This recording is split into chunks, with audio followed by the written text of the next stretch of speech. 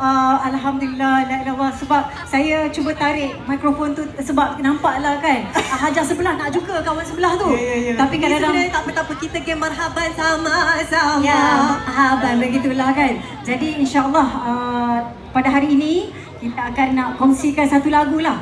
Sebenarnya lagu ini di record sebelum kami pergi ke Sumut Flotilla. Kami tak tahu pun akan pergi Sumut. Jadi lagu itu dikeluarkan, diriliskan selepas kami masuk penjara. Dalam penjara itulah mereka keluarkan lagu tajuknya Mengukir Takdir, hasil daripada ciptaan Hazani Helmi dan juga Abang Wan Saleh. Tapi saya minta maaf siap-siap lah sebab kita orang baru lepas makan nasi ayam penyet. Jadi bila kalau suara mungkin terpenyek tu buat-buatlah ya, macam biasa je lah ya, insyaAllah. Abang okey takut air basah? Okey. Masya Allah, ini adalah perjuangan, memang macam tu. Sebelum kita naik kapal, nak naik lautan Mediterranean, biar lautan kecil ini dulu kita redahi, insyaAllah. InsyaAllah. Okey, terima. Takbir dia kata. Takbir, Allahu Akbar.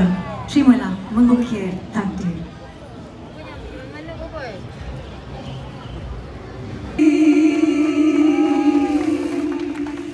Terima kasih.